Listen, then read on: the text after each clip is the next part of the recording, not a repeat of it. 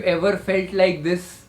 I wish I could know a system or a simple strategy जिससे मेरे सारे personal और प्रोफेशनल टास्क स्केड्यूल हो जाएं। कुछ टास्क बॉस मेल पे भेज देते हैं, कुछ टास्क व्हाट्सएप पे लिख के भेज देते हैं, कुछ फ़ोन करके बता देते हैं, कुछ टास्क आज ही होने हैं, कुछ टास्क आज शुरू तो होंगे बट आज ख़त्म नहीं होंगे, हो सकता है 2 दिन बाद उन पे कुछ फॉलोअप भी करना है। When there are so many open tasks, then जितना मर्जी टू डू लिस्ट बना लो या फोन पे रिमाइंडर लगा लो, it will surely become a mess, and it is highly likely that you will miss out on one or a couple of those tasks. यार वो call करनी थी, लिखा भी था टू डू लिस्ट में, फिर भी भूल गया। वो ईमेल थी, बहुत इंपॉर्टेंट थी आज जाना, बट नहीं कर पाया। Will have to do tomorrow. The day is over. In such a situation, all you desire is a bird's eye view of all the tasks that you have to do in a certain period of time. A simple system or a strategy that will allow you to be in 100% control, and when you leave your work at 7 p.m. in the evening, you're not thinking about your undone tasks and you can go and work out, hang out, or date out. So presenting you a system that's divided into 2 parts that will definitely make you think about scrapping your to-do list. So without further ado, let's get straight into the video.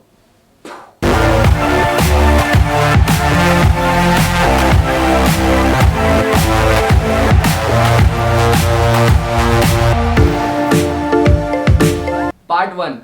Weekly task schedule.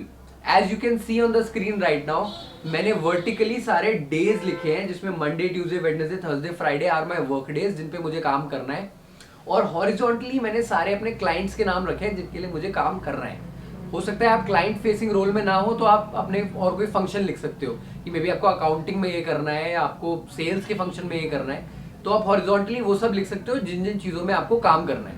मैंने clients के नाम लिखे हैं क्योंकि मुझे उन clients का काम करना होता है और इन दिनों पे मैं कर सकता हूँ। If you see closely what we have done is हमने टास्क को स्प्रेड करा है ओवर द डेज और क्लाइंट्स के बेसिस पे। तो यहाँ पे जो 3 चीजें इंपॉर्टेंट आपको ध्यान रखनी है कि हाइफन जो मार्क है यानी कि माइनस का जो साइन है उसका मतलब ये टास्क अभी ओपन है, तो आपका नया टास्क आया है, तो आपके जिस भी क्लाइंट में जिस भी दिन तक आपको वो पूरा करना है आप यहाँ पे लिख सकते हो। फॉर एग्जाम्पल अगर आपको ए लिमिटेड में थर्सडे तक फॉलोअप करना है पेमेंट के लिए, तो आपने एक माइनस साइन यानी कि हाइफन साइन डाला, this is a task follow up for payment Thursday तक करना है, तो आपको पता है थर्सडे का आपका ये टास्क है, थर्सडे तक होना है। जब आपका ये टास्क क्लोज हो जाएगा तो आप इस माइनस को प्लस बना दोगे, उसका मतलब है ये टास्क कंप्लीट हो चुका है। अगर कोई टास्क आप आज करने वाले थे बट आप कर नहीं पाए तो आपको कैरी फॉरवर्ड करना पड़ेगा, राइट। सो आप उस माइनस के साइन को जो आपने टास्क लिखते हुए बनाया था उसके आगे एरो कर दोगे।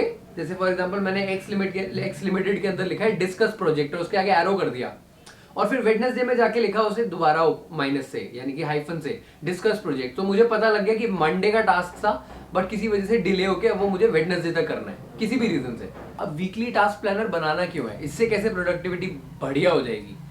3 रीजन है इसके, मैं पहला बताना चाहूंगा। पहला रीजन ये है कि आपको ये पता है कि आपको पूरे वीक में क्या करना है, तो आप बहुत अच्छे से मैनेज कर सकते हो। फॉर एग्जाम्पल अगर आपको फ्राइडे तक कोई पीपीटी देनी है और मंडे या फिर ट्यूसडे को आपको 1 घंटा फ्री मिल जाता है कि आपके पास you have time that day, you can use that spare 1 hour for working on that PPT which you have to give on Friday. So you will have a bird's eye view कि मुझे Friday तक देना है, अच्छा आज 1 घंटा बचा, चलो इस 1 घंटे को वहां पे लगा लेते हैं ताकि थर्सडे को मारामारी ना हो। So you will be able to manage your time really well basis what your weekly commitments are rather than to do list जिसमें सिर्फ 1 दिन की कमिटमेंट पता चलती है।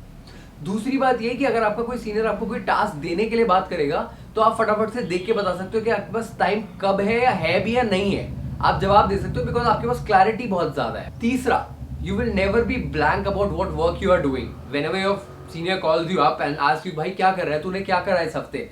You will be in total control कि मैं ये सब कर रहा हूँ, ये सब कर चुका हूँ, because you have a beautiful chart right in front of you and you can tell what you are doing, what you have done and what you have delayed and where you have some bandwidth जिसमें आप और काम शायद ले सकते हो। So you will come out as a very clear person that he exactly knows what he is doing during the week rather than people who are just going through the day कि हाँ मैं अभी ये कर रहा हूँ फिर आगे ये आया हुआ है काम, not knowing where they are going for that week। अच्छा, इस सब की गुड न्यूज पता है तुम्हें क्या है? यहाँ पे गुड न्यूज ये है कि मैं ये लैपटॉप पे बनाया हुआ है मैंने ये, बट आप ये चीज़ एक पेपर पे भी कर सकते हो, because you understand, I have already shown it how simple this template is. You can write it with your pen and you can plus कर सकते हो कि टास्क हो गया, एरो बना सकते हो कि ये शिफ्ट हो गया, एक पेपर के ऊपर अपनी डायरी के अंदर भी बना सकते हो ये सिंपल सा template. Seems to be very simple but it is very very effective. You should try that out. एक बड़ा इंपॉर्टेंट पॉइंट यहाँ पे ये भी आता है कि ये बनाना कब है.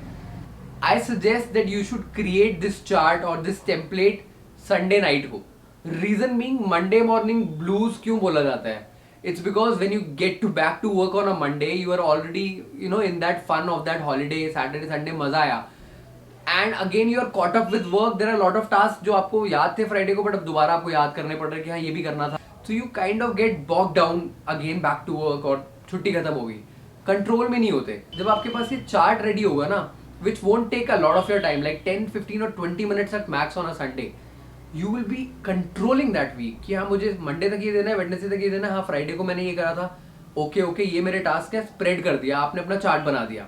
अब आप मंडे को जाओगे, you know what all task are pending from last week and you will not fear the Monday. So be proactive and take control rather than being anxious and bogged down on a Monday. Now I said to do list को scrap कर दो. That's not 100% correct though. That's partially correct. To do list के साथ problem ये है कि people only make to do list. To do list is not self sufficient. It has to be used in addition to the weekly chart. Because weekly chart जहां आपको clarity देता है कि आपको हफ्ते में क्या करना है, आपके टास्क मैनेज करवाता है. टू डू लिस्ट आपका उस दिन को मैनेज करवाता है.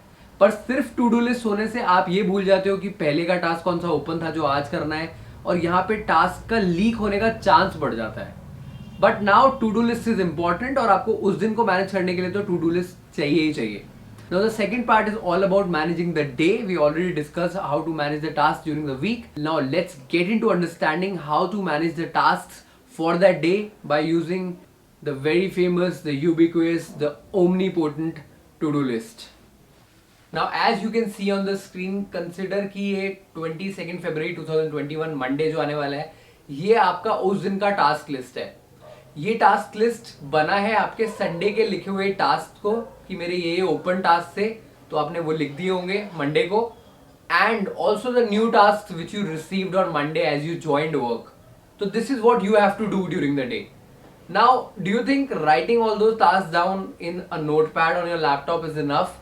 Is that your to do list? Is that what is going to control your productivity?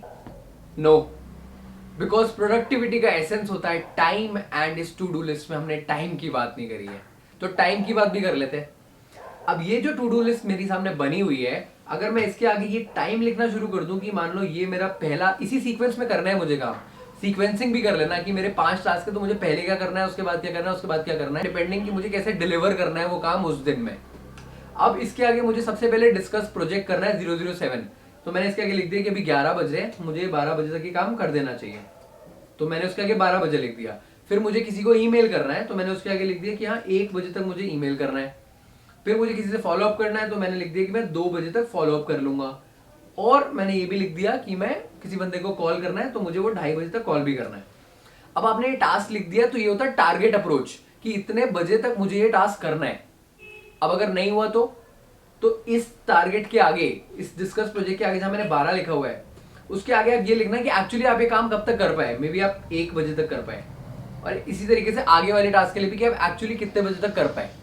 At the end of the work day when you will compare कि इतने बजे मैंने टारगेट करा था, इतने बजे हुआ, तो आपको रियलाइज होना शुरू हो जाएगा कि यार क्यों मेरा ये टाइम ज्यादा लग रहा है. And then you will think about कि यार मे बी मैं कॉल ज्यादा ले रहा हूँ, मे बी मैं एडमिन काम बहुत ज्यादा कर रहा हूँ बीच में, मे बी मैं सोशल मीडिया स्क्रॉल करने लग जाता हूँ in between, what ever. But you would understand कि हाँ ये काम यार 1 घंटे का ही था, 2 घंटे क्यों लगा दिए मैंने. एक्चुअल टाइम जब आप साथ साथ में लिख दोगे. एक और स्ट्रैटेजी हो सकती है जिसको टारगेट अप्रोच नहीं कहते, ये होती है टारगेट अप्रोच कि इतने बजे तक करना है. दूसरी अप्रोच हो सकती है एक्चुअल्स अप्रोच, कि आपको अगर बहुत परेशानी होती है कि यार 12 बजे तक मुझे करना है, तो आपको स्ट्रेस आ रहा है कि यार मैंने टाइम दे दिया और मुझे जल्दी करना पड़ रहा है, तो इस अप्रोच पे बाद में आ जाना.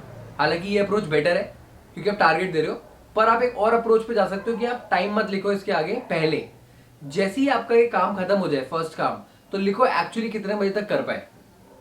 सारे टास्क के आगे जब तक आप लिख दोगे कि कितने कितने बजे तक कर पाए, फिर सोचो कि यार हाँ इस काम में मतलब मैं थोड़ा और पहले कर सकता था, तो नेक्स्ट टाइम इसको टारगेट देके करूंगा.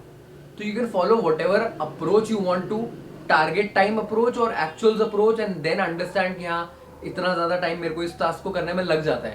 पर आपको ये चीज़ें समझ आनी शुरू हो जाएंगी कि मेरी प्रोडक्टिविटी कहाँ लूज हो रही है और आप उस दिन के टास्क को टाइम वाइज मैनेज कर पाओगे। The objective of making this video was not to burden you. A lot of people might think कि यार ये एक नया काम दे दिया आपने कि मैं अपने वीक में सारे टास्क लिखूं, मैं टू डू लिस्ट पे ऐसे टाइमिंग बनाऊं। I know it sounds like a task in itself, but the point I'm trying to make is any which ways you have to do all of those tasks. तो जब वो करने ही है तो why not be in control of them? The point is Mukesh Ambani अगर आज 100 से 150 businesses को मैनेज कर लेते हैं तो वो इसलिए नहीं करते कि वो बहुत फायर फाइटिंग करते हैं, एक्स्ट्रा काम करते हैं। He has a good system to manage these things. और सिस्टम से मुझे एक बड़ा अच्छा कोट याद आता है जिसकी वजह से मैंने ये वीडियो भी बनाई है। The quote says systems work, people don't, and that is true. Having a good system to back you will allow you to do more tasks in less time, which will essentially give you a lot of free time, and then you can do all of those things that you always complain that I don't have time to do. I hope this video helped you find a system through which you can be more productive and have a kick-ass attitude at work. Do let me know in the comment box below how did you find this system, or if you have a better idea then do suggest this. Also, whomsoever is following this system, do let us know after you follow it for a week and come back and comment here. How did you like the system? Did it create a change in your productivity? This brings us to the end of this video. We at Chartered Conversationalist wish you confident and productive work days ahead.